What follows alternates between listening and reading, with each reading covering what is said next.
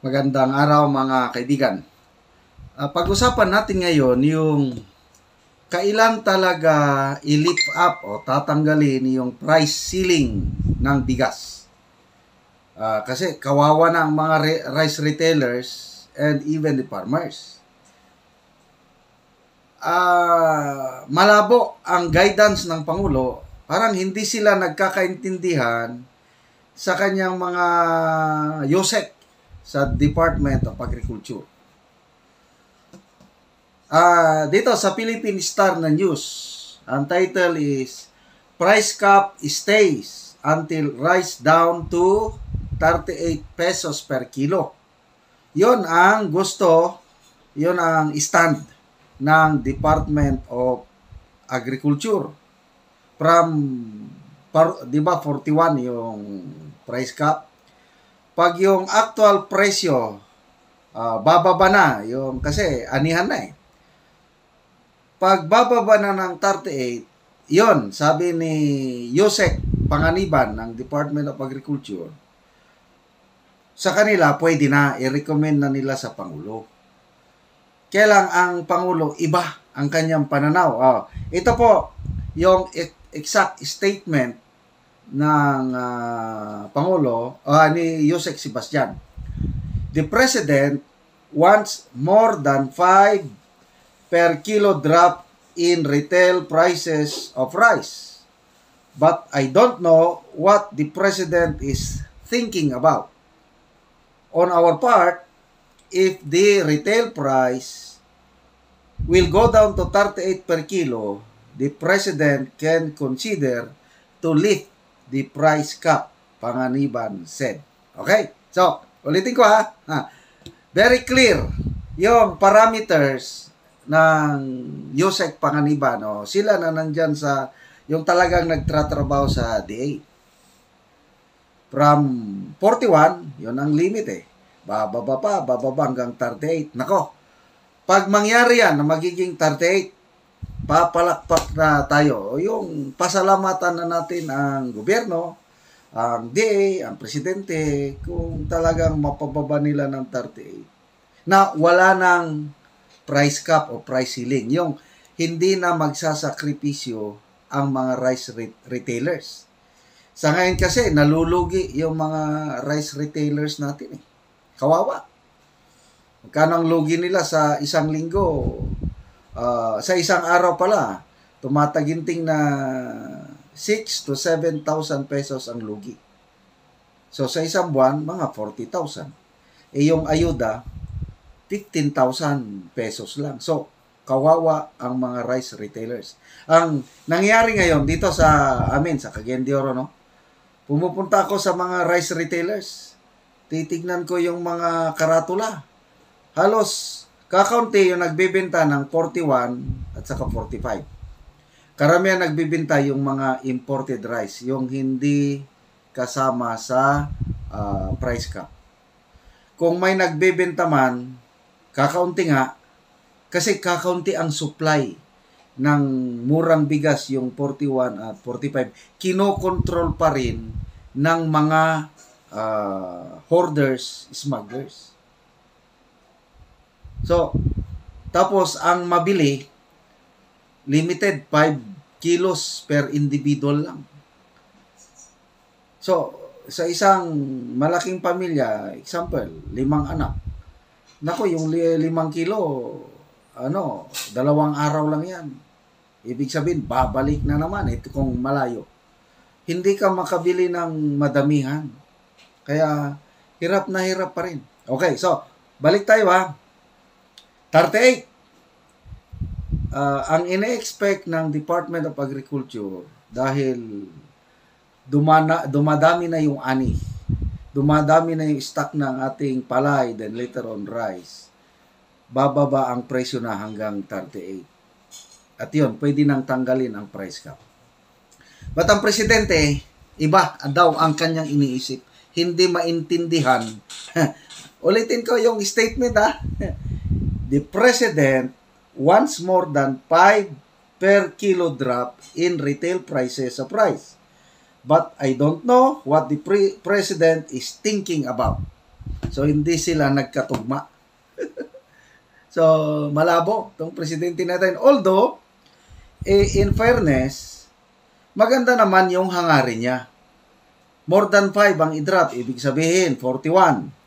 Kung 5 pesos drop, 36. Ayaw pa niya. Ayaw pa niya ng 5 eh. More than 5. So, siguro, mag-drop ng 6. So, magiging 35 na lang. Pababa. Yun ang gusto niya. Which is good. Kaya lang, I don't know, sa tingin nyo, sa pangyayari ngayon, kaya bang bababa ng presyo ng bigas 35 hanggang 30? Kung kaya sana, well and good. Kaya lang, to be practical, parang hirap na. Ako, maligayan ako, magpasalamat na po tayo kung bababa ng 38. Maganda na yun. Balik na sa dati. Kasi panahon ni Tatay Digong, di ba ganyan? 35 to 40. May balik lang yung dati, okay na. So, kailan talaga ilip? Wala pa. According to Yusek Sebastian, it can be October 15, October 20, October 30. It depends daw sa sitwasyon. Kaya nga, malabo.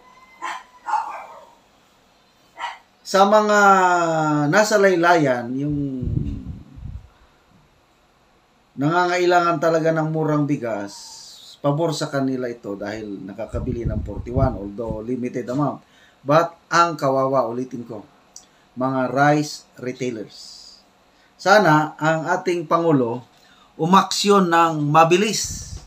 Huwag nang magpatumpik-tumpik pa kasi according to the economic managers, Secretary Jokno, Secretary Balisacan, okay lang yung price cap, short time.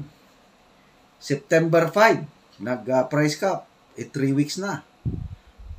Mga isang buwan, yun ang sinasabi ng economic managers. Pwede na.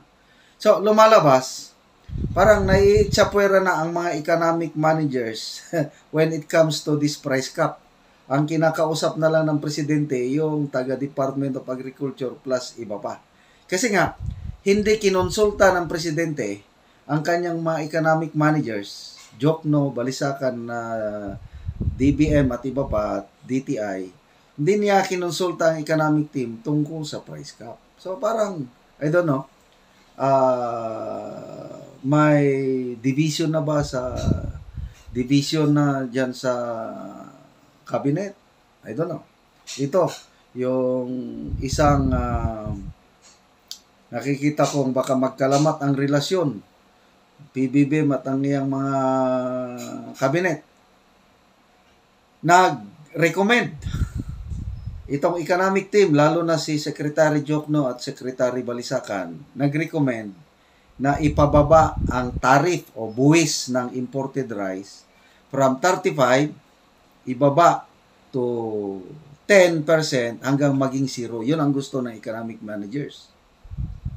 Bagay na inalmahan ng mga farmers group.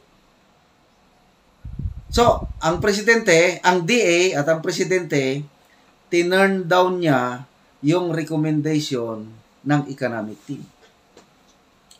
So, I am very sure yung economic team medyo wala silang magawa. Kailang kung ako ang Jokno, ako si Balisacan, parang magsimula na akong konting tampo. Kailang hindi ko maintindihan itong Secretary Jokno at Balisacan. Bakit tanggalin nila yung buwis? Ang laki kaya ng nakokolekta ng ating bansa.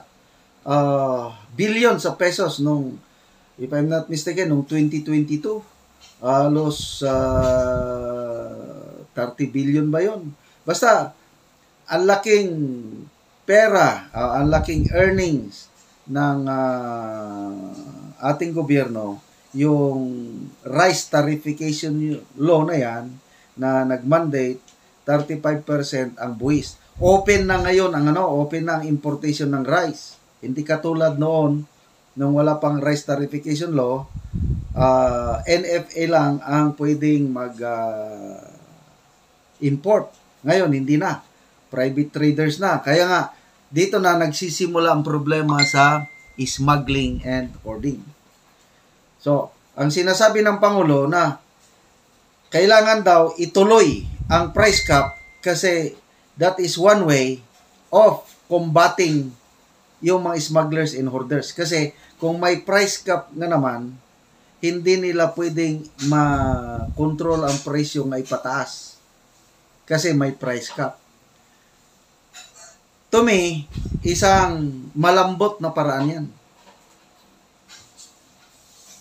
Parang ito na lang ata ang alam ng presidente nga paraan para labanan ng mga smugglers.